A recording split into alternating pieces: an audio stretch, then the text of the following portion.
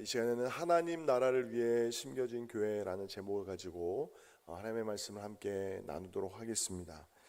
모든 나무에는 그 심겨진 목적이 있습니다. 어떤 나무는 가로수라고 해서 그늘을 위해서, 또 도시의 조경을 위해서 심겨진 나무가 있고, 또 과수원에 가면 열매를 얻기 위해서 또 심겨진 나무가 있고, 또 어떤 나무는 그 산에 생명을 공급하기 위해서, 생명을 유지하기 위해서, 그 생태계를 위해서 심겨진 나무들이 있습니다.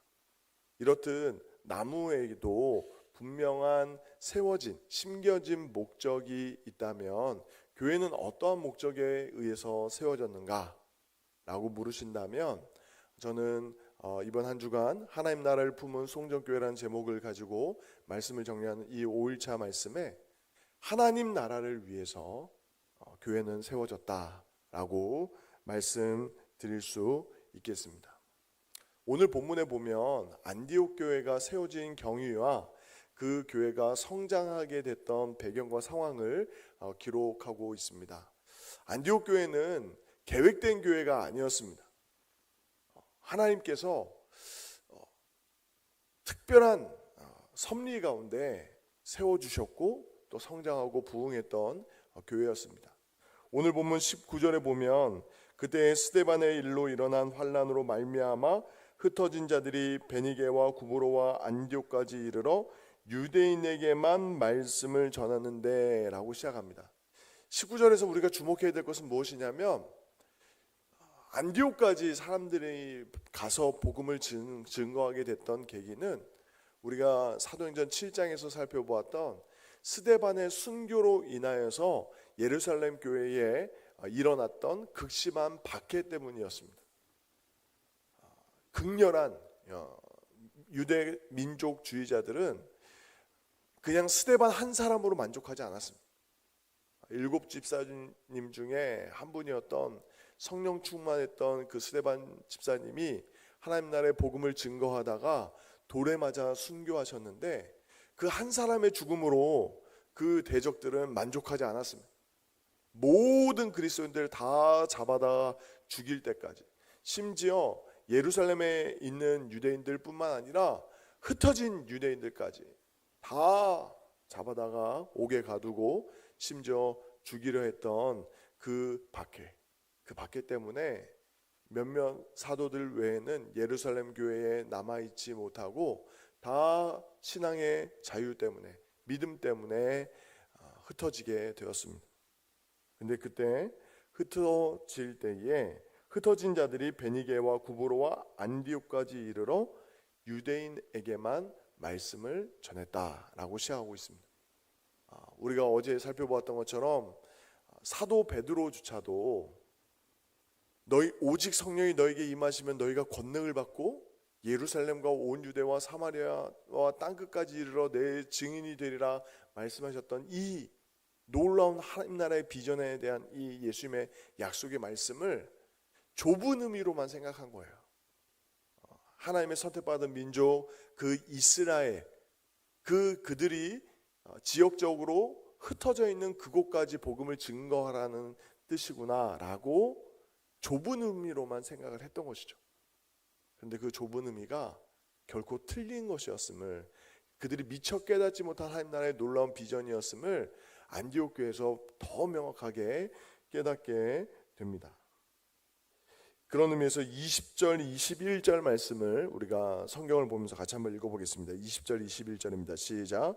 그 중에 구브로와 구레네 몇 사람이 안디옥에 이르러 헬라인에게도 말하여 주 예수를 전파하니 주의 손이 그들과 함께 하심에 수많은 사람들이 믿고 주께 돌아오더라. 아멘. 이 예루살렘 교회에 있었던 그 박해로 인해서 흩어졌던 성도들은 흔히 말하는 유대인들만 흩어진 것이 아니었습니다.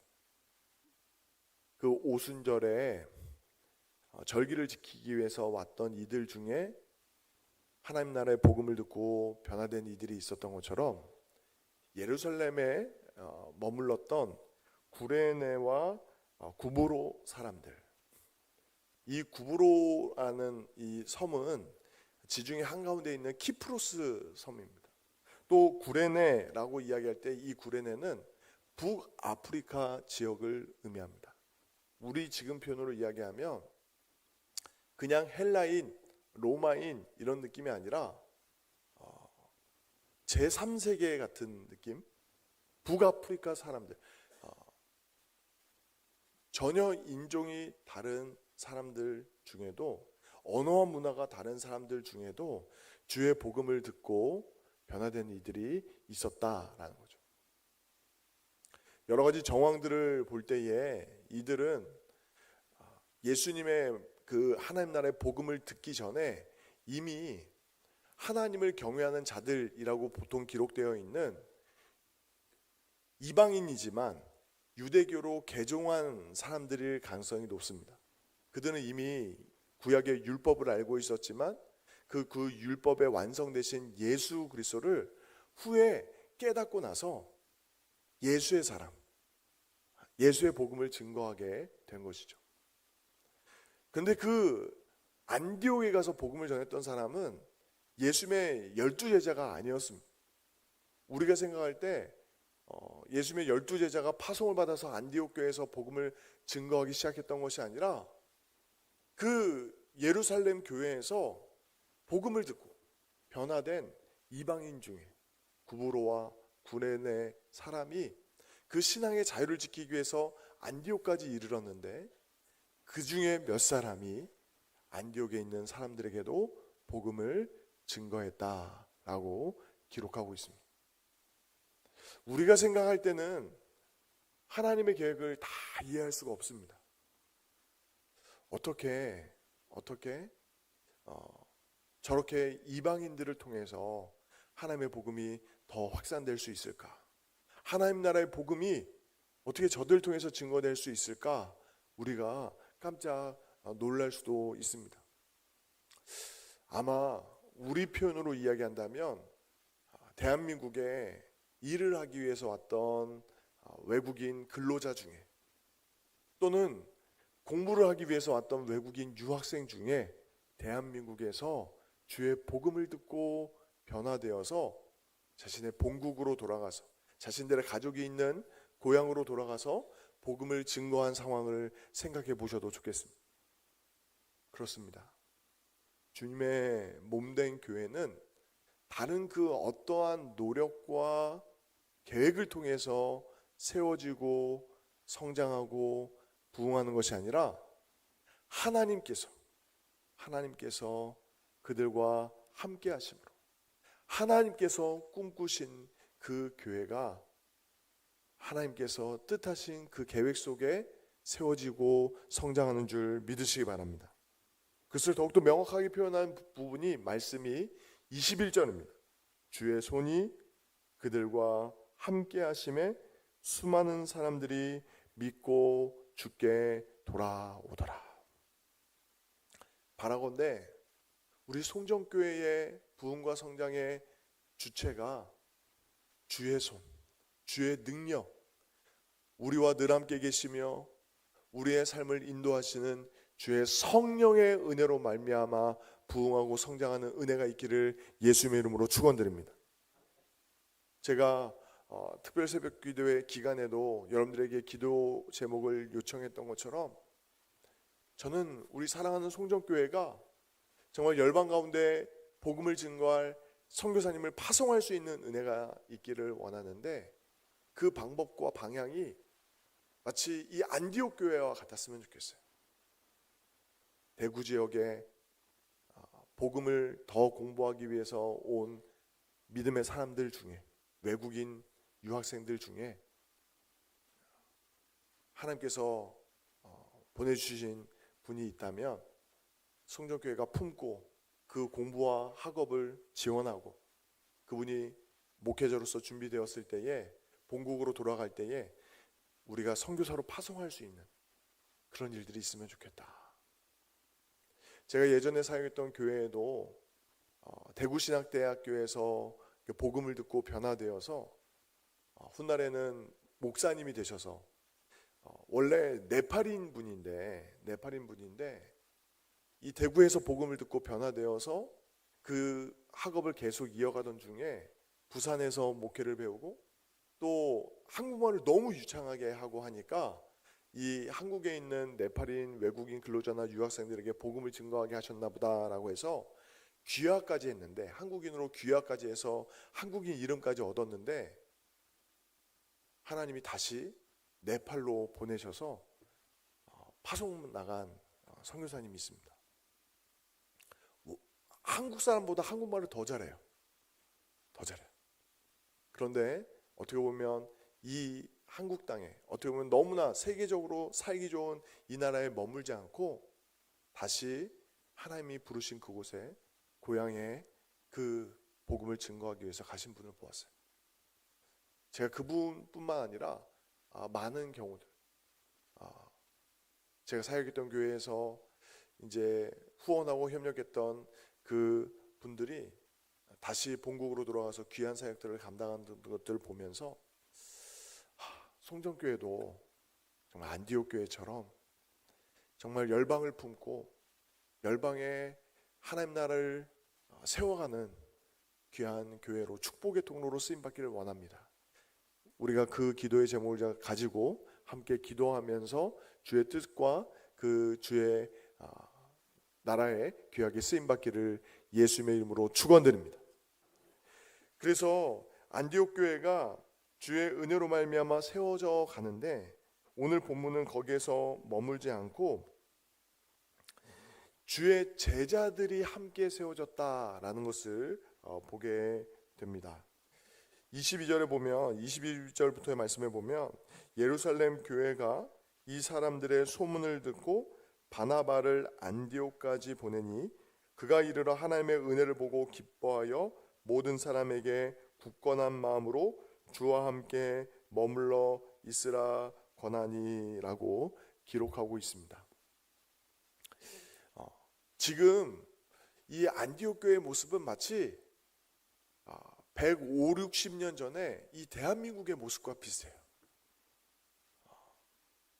토마스 선교사님에 대해서 제가 설명을 드리면서 본격적으로 복음이 우리나라에 들어오기 시작했던 1800년대 후반에 그 상황에 우리나라의 모습을 보게 된다면, 우리나라는 선교사님들이 우리나라 땅에서 본격적으로 복음을 증거하기 전에 성경이 먼저 들어왔고, 또 성경을 통해서 변화된 사람들이 있었고, 또 국경선에서 무역하는 이들이 번역된 성경들을 먼저 가지고 들어와서 사람들이 성경을 읽고 있었습니다.